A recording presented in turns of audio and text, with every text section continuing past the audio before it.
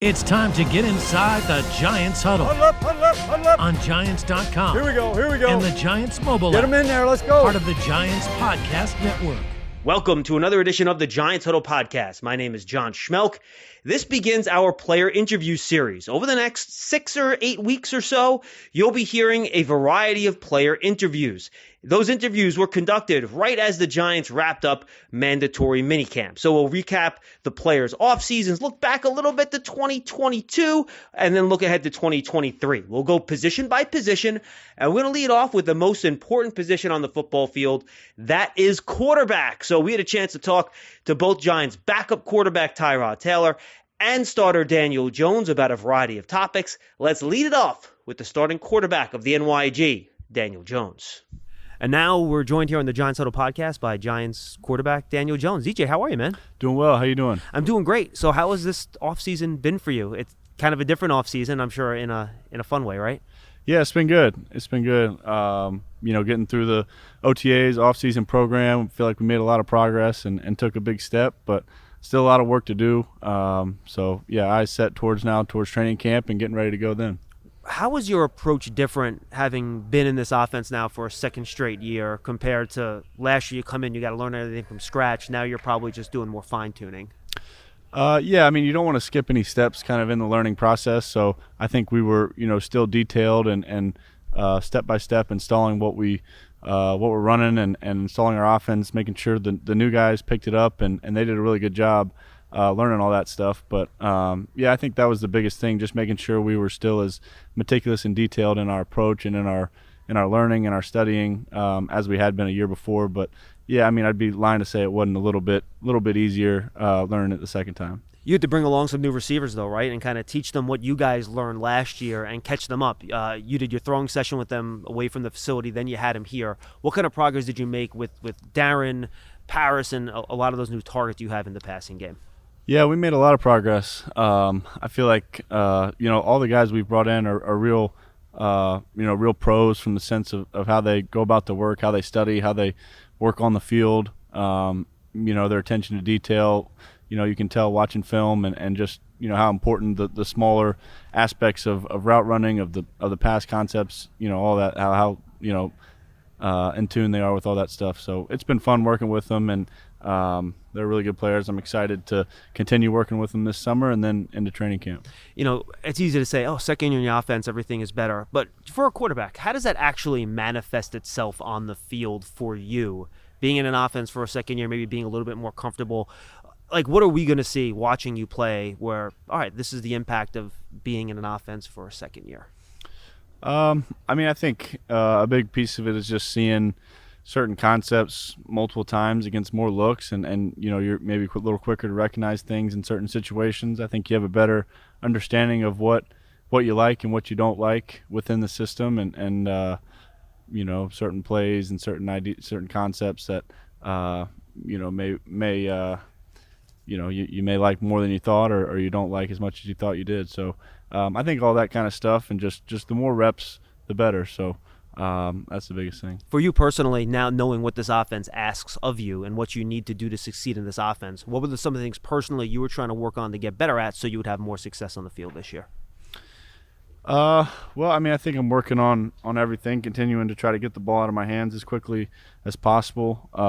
Making good decisions, taking care of the ball. I think, as an offense, we can do a better job creating some explosive plays and pushing the ball down the field. So we're certainly looking at chances to do that and where we can be more effective with some of those opportunities. You talk about creating explosive plays. I guess easier said than done would be one way to say it, right? You have some more speed at wide receiver. That'll help. Is that just a matter of you mentally committing to trying to get the ball down the field more? What are some of the things you guys can do as a group and not just you to try to create more of those explosive downfield plays? I think I think a lot of things go into creating those plays. I think you get into trouble when you're forcing them and trying to look for them when they're not there. So I think more often than not, the way you create explosive plays is just executing every play exactly how it's supposed to be done, and you love the deep the bombs over the defense's head, but it's also the catch and runs where we set up a block, or we throw an accurate ball, it lets the guy continue, keep his speed, make a guy miss, and then there's an explosive play there. So I think there's so many things that can factor into that, and we've got to make sure we're executing as precisely as well as we can, as consistently as possible, to give us a chance to make those plays. How do you balance the maybe trying to get the ball into a small space and limiting turnovers? Because last year you had a lowest interception rate in the league in terms of interceptions per pass. But do you get to a point where you're almost willing to risk, is maybe the wrong way to put it, but willing to take some more chances to create some more of those big plays and just even, get the ball into smaller places down the field? How do you strike that balance between protecting the football but then trying to make those plays that really lead to wins and more points? Yeah, I think you want to, certain points in the game and certain situations call for a little bit more aggressive decision making, and certain situations don't. So continuing to study that and seeing how much better I can be. And then I guess just, taking advantage of the running situation. This is the final question, Daniel. Because I thought last year, you picked your spots so wonderfully running the ball, especially, on the non-design, on dropbacks. Like, you just kind of knew how many yards you had to get, and you would get them. Is that something that you kind of just developed a mentality for and a feel for in terms of when there was room to kind of, tuck that ball and run it when maybe there wasn't anything there down the field? Yeah, I think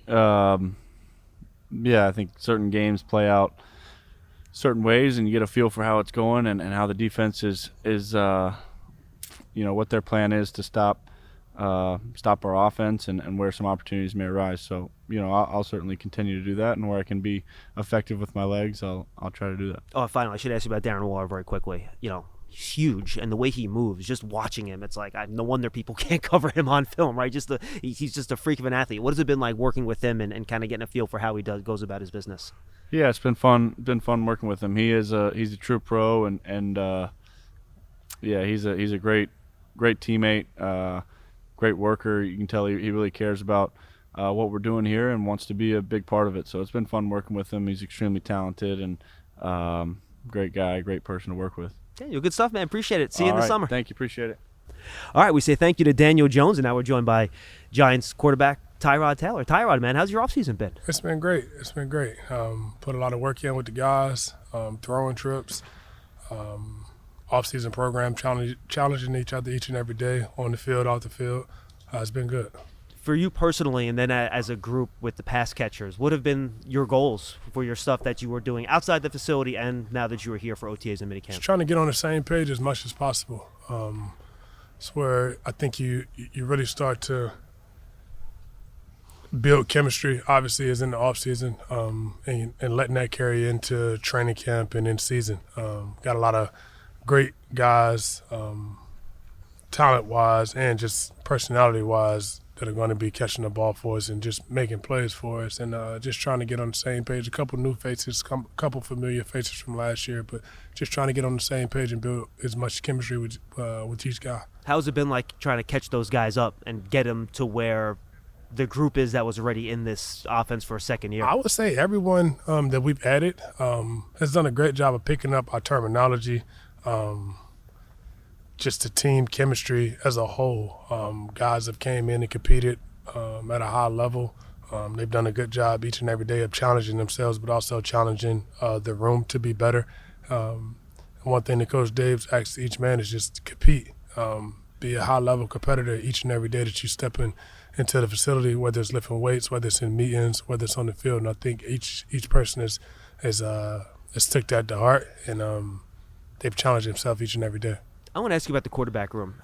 How do you and Daniel work together during the season when you're prepping for opponents? What's your process like in terms of, him learning from you learning from him, and, maybe you can look at things a little bit different and kind of put your minds together to come up with what's going to work for any given game? Yeah, obviously it starts with breaking down film. Both of us have our own way that we do that, but once we get to a point that we've watched enough film and feel comfortable with our opponent, outside of what Shea has showed us, then it's time for a conversation and just things that we like, things that we don't like, things that we think that could be good concepts versus a certain team or a specific defense.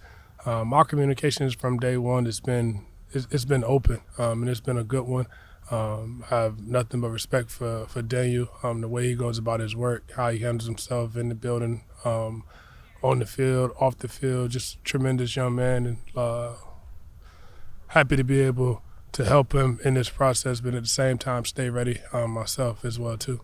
You mentioned Daniel. How much progress have you seen him make from year one of this offense to year two to kind of how he's now operating in the spring and summer this year as opposed to last? I'm obviously more confident. Not that he lacked confidence at all, but I would just say whenever you're in a system for the returning year, obviously you're comfortable within what you have to do. Obviously, there's always ways to be better and things to get better at. And I think he's attacked each and every one of those areas of his game full steam ahead this offseason and just try to be better in every aspect. You mentioned Shea Tierney, your quarterback's coach. He got some interest as a potential offensive coordinator candidate this offseason.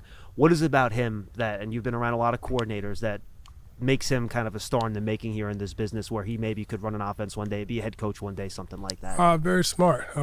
Very smart. Has a feel for the game, has a feel for the players, has respect from the players. He does a great job of getting the best out of us each and every day, whether it be competition in the position drills or keeping the meeting rooms fun, but at the same time, at a competitive state, still educating us and teaching us how to be the best we could be on the field within this offense. Obviously, he's been with Dave for a number of years and has coached in this system. He knows what it looks like, what it's supposed to look like, and obviously, at the end of the day, we're a reflection of him. Obviously, we have our own personalities, but we have to be an extension of him as well as Coach Dave's on the field. And I think he does the right. He takes the right steps of getting us to that point. You talk about getting ready yourself during spring practices, OTAs, minicamp. It seemed like you built a really nice chemistry with Colin Johnson, who's coming back from an Achilles. He seems like he's your go-to guy, a lot of short intermediate stuff. When you need something, you go to him on those third downs. How have you built the chemistry with him, and how have you seen him come back from that Achilles? He was having such a good summer last year, and it looks like he's really picked up where he left off. Yeah, I would say he's definitely picked up where he left off. Colin is a competitor. He believes in himself. Obviously, with him being one of the tallest, if not the tallest receiver in the NFL, he's a big target. But he moves well. Obviously, there's comfort in being able to go to him. He has reliable hands. He's always doing the right things. Very smart football player, and that's what Coach preaches to us. He wants smart football players on the field, and Colin has done a good job of raising his level of play each and every day that he steps out there on the field. And just, I'm glad for him, obviously, to see the Achilles injury happen last year after having such a strong spring and training camp. It was definitely tough to see. But he hasn't held his head down at one point. He's, from that day to now, he's walked around with confidence, knowing that he can be a guy when dependent on. And, You've been in this league a long time, Tyra. Final question. You've run really good offenses. You've seen elite offenses, knowing what the scheme is, what you and Daniel can do, and then the additions at wide receiver with Darren Waller and then all the speed. I mean, you had like 3-4-3 guys this offseason, right? What are the heights this offense can reach if you guys can kind of put everything together? What can this look like if everything clicks? Yeah, I think it could look very, very good. I don't think it's a ceiling when we're clicking. We have talent at every skill position, a tremendous talent at every skill position, and obviously we have to stay healthy. Sure. And we have to go out there and execute it at the way or at a level that we know we're capable of doing. But just taking it one day at a time, striving to get better. Obviously, the end goal for everyone in this league right now, this season, is the Super Bowl. But there's steps to get there, and with the strong offseason program, we're going to need guys to stay healthy in the 6 weeks that we're off, and obviously get back to training camp and continue to keep progressing and just taking it one day at a time, coming out and expecting our best out of ourselves and actually doing that as well too, to get to where we need to be.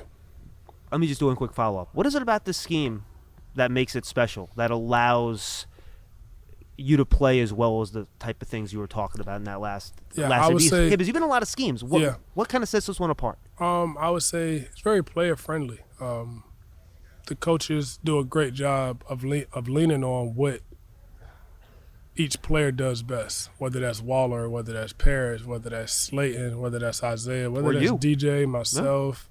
I mean, the coach does a great job of putting the players in the best position to go out and make plays and be comfortable within themselves, obviously within the scheme, but playing at a high level within themselves. And I think that speaks volume to the coaches, but it also speaks volume to just the respect level throughout the locker room that the guys have for one another, that when your number is called on, we expect guys to go out there and perform at a high level. Tyrod, good stuff. Best luck the rest of the summer. We'll see you for camp. Thank you.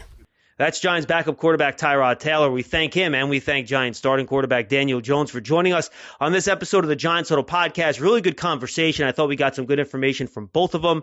And, Daniel just looking ahead to what's going to be the next step for him in his career after signing that big contract. As for Tyrod Taylor, just a true pro, good dude, and I think we got some good stuff out of him about the offense in general, Brian Daboll, and what this offense might look like in 2023.